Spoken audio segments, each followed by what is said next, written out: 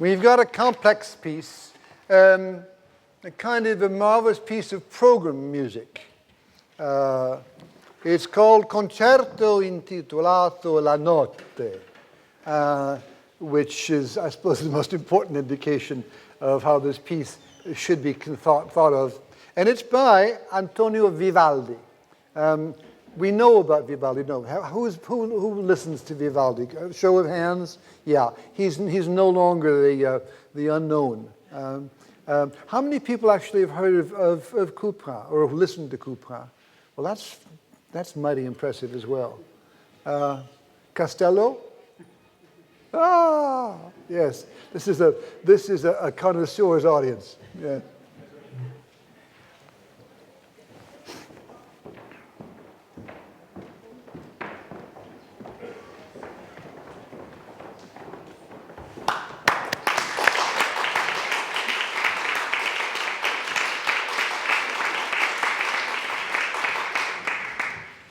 Now, I'd like to introduce our young soloists. There's Miri Chang playing flute, Joseph Jones playing bassoon, Isabelle Seula Lee playing violin, Sarah Kenner violin, Peter Ferretti playing bass, and Katarzyna Kluczykowska. Is that roughly? Not bad. I haven't been practicing my Polish for a very long time, but it's yes. Now, I want, before you play, have you tuned up? Not yet. We have. Yes. You have? We have. Wonderful. We're going to perhaps just change the format a little bit. I want one of you, each one of you, to give me one key phrase. This is not a trick, or it's not a parlor game. One statement about this piece which you think is important, and you can't duplicate. So we're going to start out with you. All right. Theatrical. Theatrical. All right.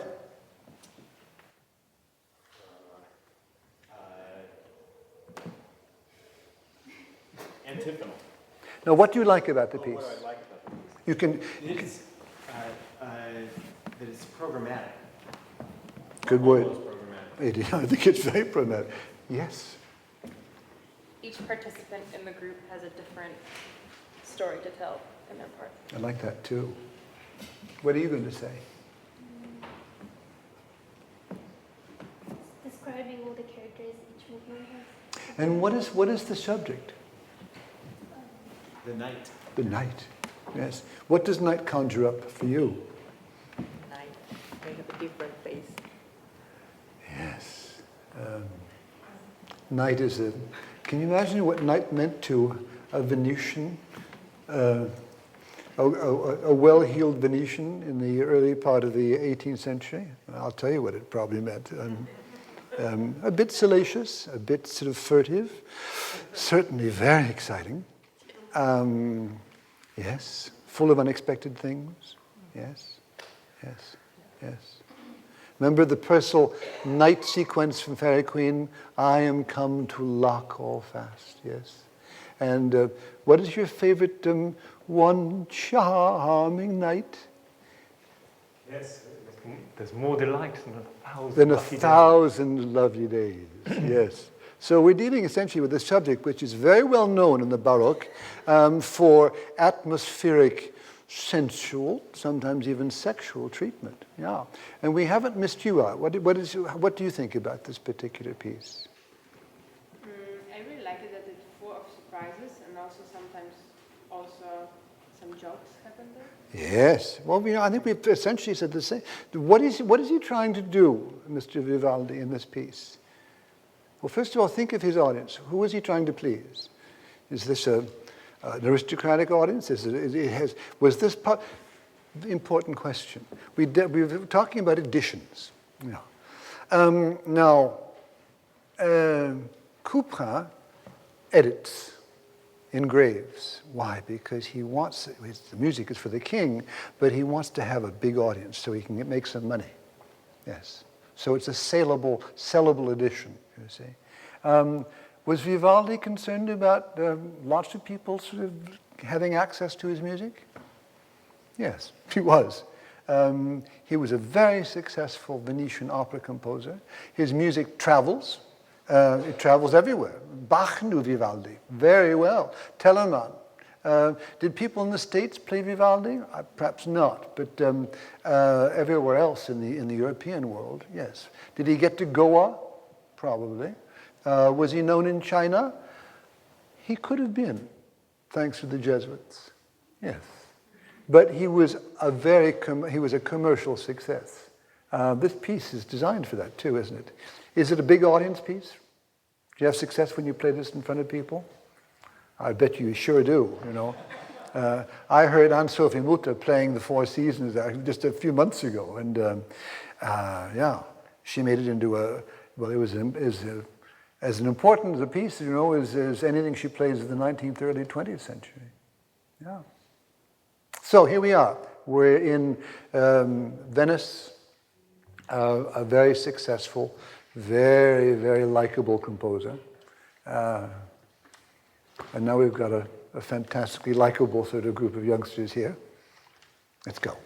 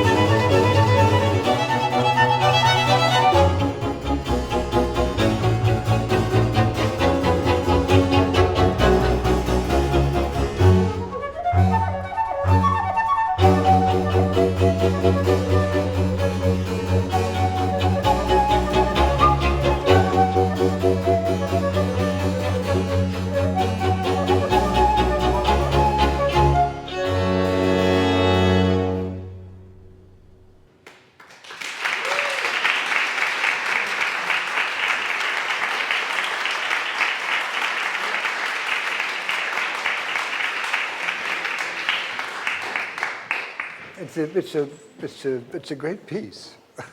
I like the work that's been put in because it's not an easy piece, and also there are a number of questions to be and ways of playing. Obviously, there's lots of tempo rubato, which I thought was very good, especially because there's a lot of formula in this piece. It pleases, but there's a lot of sameness. Was this piece influential? This kind of programmatic music where we're talking about, or we're trying to describe what? The elements, night, stormy nights, beginning perhaps a little bit sort of, yes. Yes. Was it something that pleased composers as well as the general sort of unwashed public? Yes. Does Bach take cues from this music? Yes, he does. Does this music travel to France? Does it influence, for example, the composers of the early and middle 18th century? Yes, but this music, and it's interesting to note that even in its own time, was considered to be well, the Frenchman would describe it as being bizarre. He'd describe it as being a little bit sort of off the wall. He'd describe it as being gratuitous. He'd describe it as being essentially only looking for effect, cheap effects. Whereas the Frenchman would say, like à Couperin, our music is discreet. You know, our music has much more sort of grace and elegance, and certainly much better taste. Now, this is an ongoing issue in the 18th century, you know, national styles and what they represent.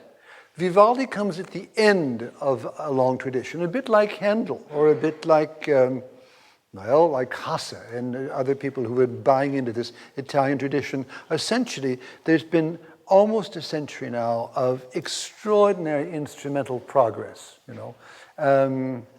The Italians are far more sort of adventuresome when it comes to instrumental music than someone like La Barrière or Autoté, where this music is much more simple. I'm saying this because the essence of this music essentially is effect, but very impressive effects. Okay. Does this influence tempo? Obviously. Does it influence dynamics? Yes. Does it encourage a kind of an extrovertish way of playing? Very much so. Very much so. Would I say that again you've sort of really sort of exploited this as much as you could? No, obviously. I think this music wants to have, as we heard in the Castello, something which has an immediate and very strong effect on you see. It's virtuoso, yes. It also, I think, exploits something which I kind of like, actually, which is simplicity. Harmonic simplicity, in many cases. Sequences which we just want to sort of roll around and sort of, you know, they're so much fun to hear, you know.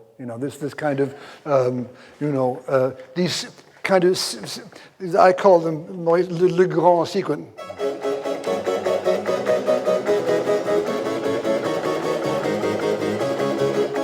You know, that kind of, you know. And you can take a bath in that, really. And I think that this perhaps could be even more exploited.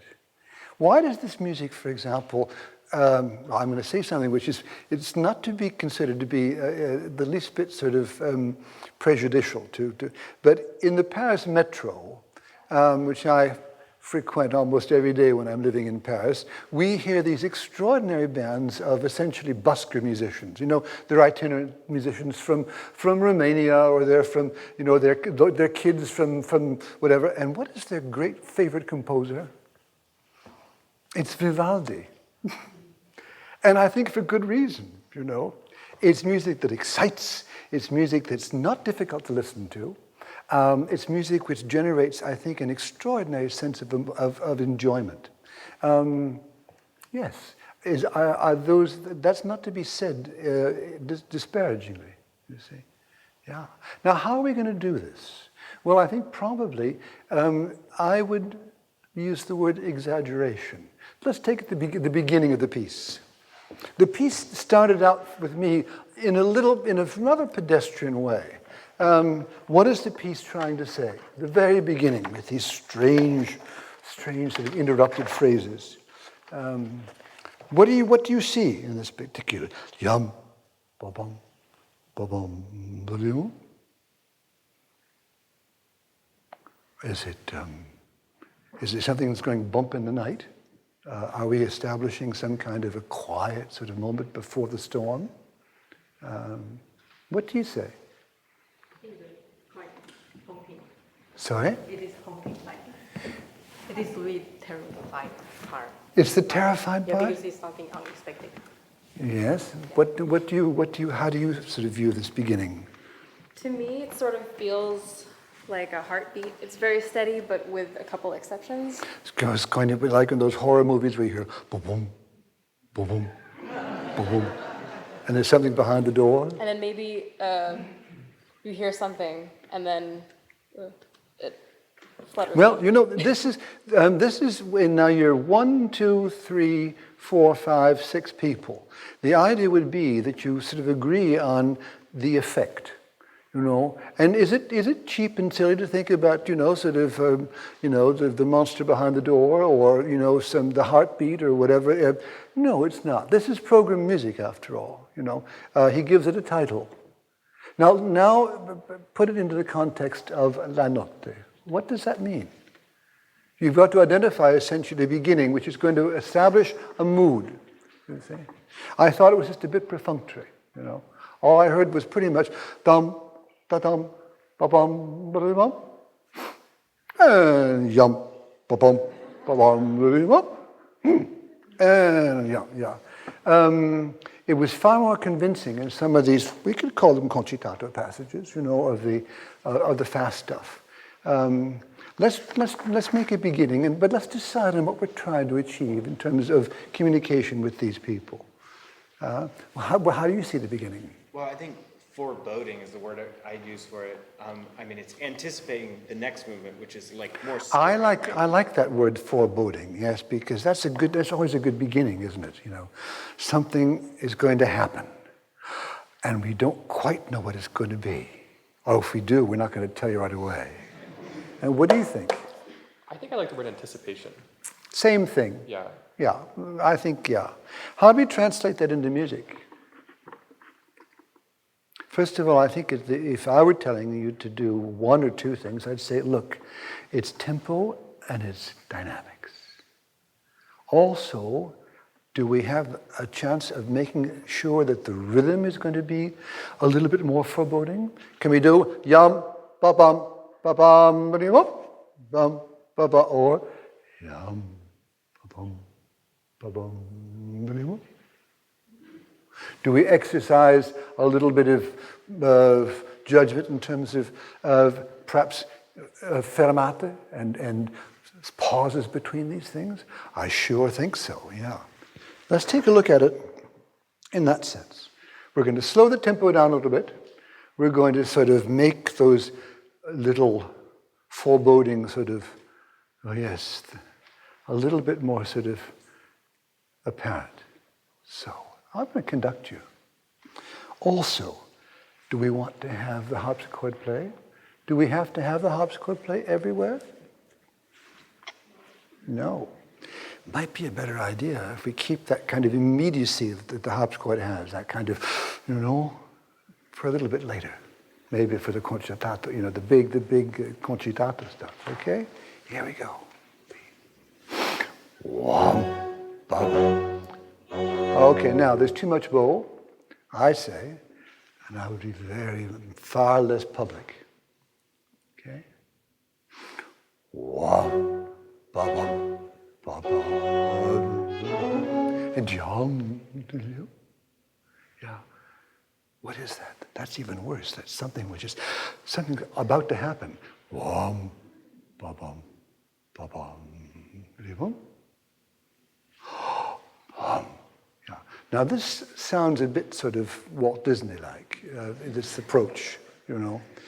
But I think it's a very good approach because it puts this music into the programmatic context, you see, which it wants. Just a little tiny, this music does travel, and it travels not only to Bach, but it travels to Rameau. You know, he's thinking about Italian stuff when he writes some of these extraordinary sort of storms and earthquakes that we were playing yesterday and the day before, you see.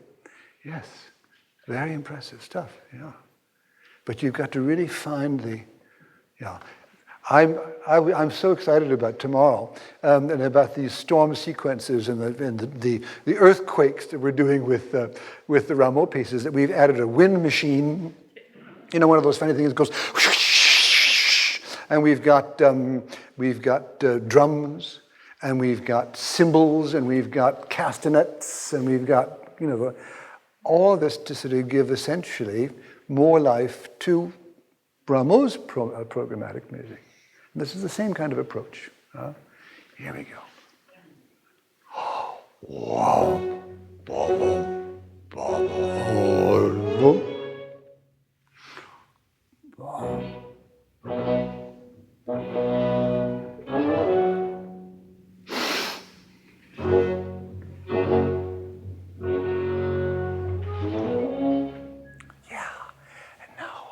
That's good. Would I use the bassoon on this? Do we have to use the bassoon on this? What in the original, there again, we've got a problem of score, a serious problem of score.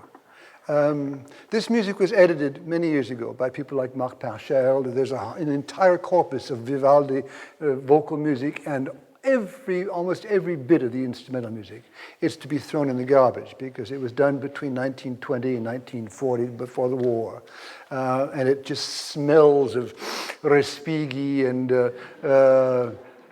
you know, all those people that we love, but in the 19th century, early 20th century context, you see.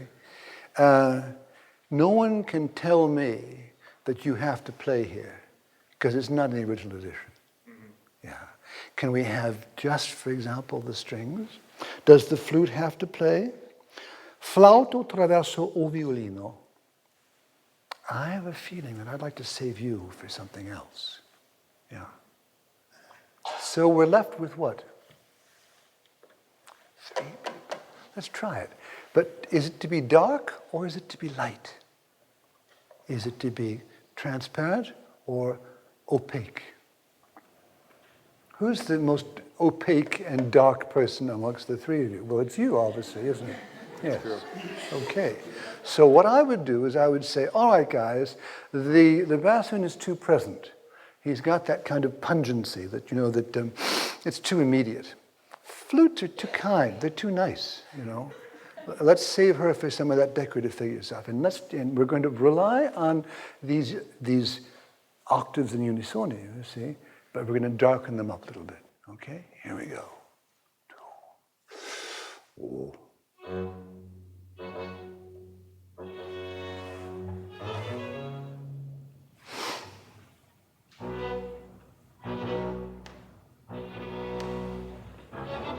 Okay, now supposing we want to change it, it's not going to be da da da da da da. That's articulation, phrasing. How about making it even more opaque, and we're going to just sort of keep it a little bit more sort of legato.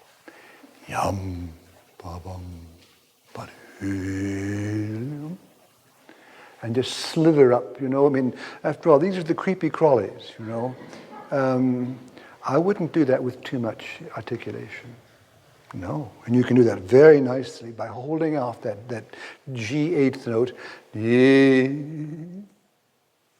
let's try that. Watch. What's your first name? Peter. Peter. Peter's going to sort of continue, he's going to control this now, okay?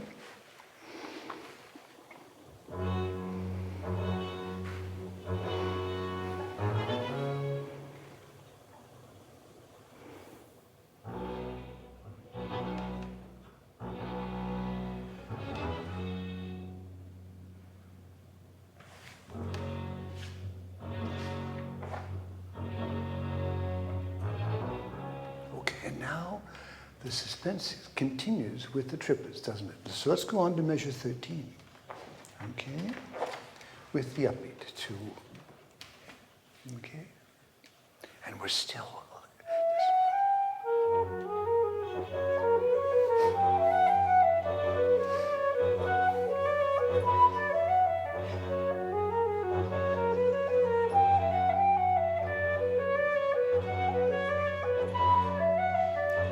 Okay. Now, I would say that that's just a bit too slow. Okay. But let's talk about other colors. Robert, I'm sure he would say that I'm not sort of being disrespectful to string technique if I said, what about using ponticello? What about using all kinds of things that might sort of give us that sense that's so important now of foreboding, yes? Or anticipation, or whatever, yes? Yeah? Yeah. And I would say, let's do this a bit faster. It's not, what does largo mean? If indeed this is, I think it could be. It could be. Largo just means sort of a broad tempo. Let's take the upbeat now. And quiet, okay? Okay.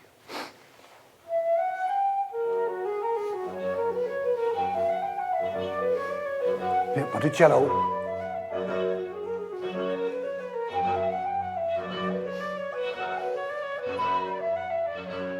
Now, and what I thought was very effective, it began here, because it sounded like a night bird. Now, do night birds, those strange sort of things that yes, whippoorwills and owls. And you were using some nice techniques of flute and some very interesting sounds. I like that a lot. A lot. Yeah, let's give the audience a few sort of night bird calls, okay? And we can start out actually let's start out on measure 17.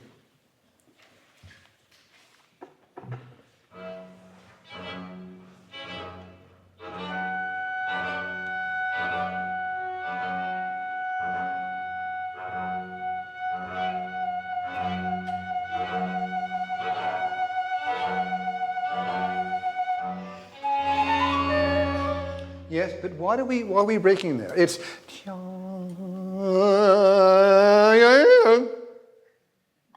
and again, the tempo is too slow. The harmonic rhythm is so slow now that we're kind of losing where we're going. Okay? Yeah. It's yum ba bum ba bum ba bum dum ba bum ba bum. Yeah. If I had to criticize, I think not only is it a little bit cautious, but all the tempi are a little bit too slow, including the big concitato stuff, okay? Let's just take the tempo. This tempo would be, I like the idea of ponticello. I like the idea of making ugly sounds. Ugly sounds, of course, can be very effective, not only with instruments, but also with voices. We forget that sometimes. Here we go. This will be my tempo. We're going to take measure 17 once again. Okay, connect the notes a little bit more. Wham, bum, bum. Mom.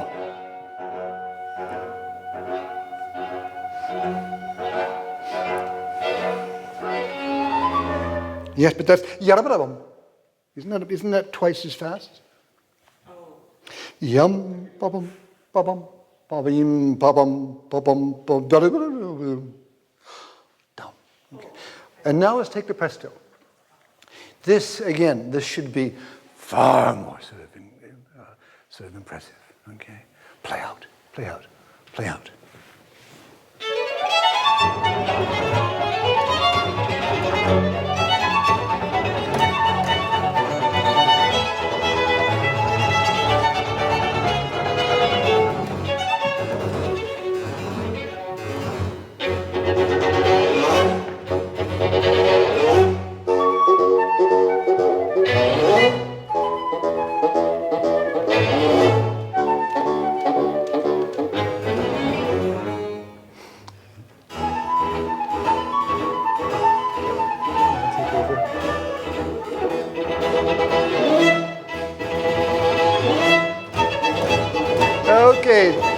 you, thank you, thank you. I think that Paul wants to have a few words before we the bell is sounded, I'm afraid.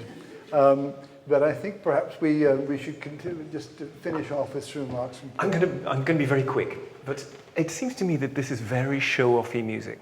And if I could go just very quickly back to Monteverdi, because there are a lot of things go on in Venice. When he arrives in Venice, he's only just published his 6th book of madrigals, which is wonderful, actually rather dark book of madrigals. The first thing he publishes after arriving in Venice is his 7th book of madrigals, sometime afterwards. Firstly, there's no madrigals in it at all. It's all duos and trios and solos. And secondly, it's all incredibly virtuosic. It's incredibly difficult to sing. Nothing at all like all the stuff that you wrote for the court. It's because he's writing for the public when he's in Venice. And this is public music. And now I personally am quite a shy person. And so it doesn't come naturally, in fact, to me to get up on stage. And I think that you're quite shy people too, but you are all nonetheless musicians at the Juilliard School of Music. So I know for a fact that you're very, very hot musicians. And you've got to show off. This is show-off music. This place, the Republic of Venice at the time, is an amazing place. It's extremely highly theatrical. If you go there, when they're having their parties in February, strange. And just being in Venice, it's a huge theatre. When you're standing looking at the Grand Canal, or you're standing with your back to San Marco, it's just an enormous theatre. And this is theatrical music, and you need to dominate it. You need to take it and shake it. And I think that's slightly what we're not doing. We're too respectful of someone like Vivaldi, who is a theatre man. He just wants you to go out and blow their socks off. Thank you, Ben.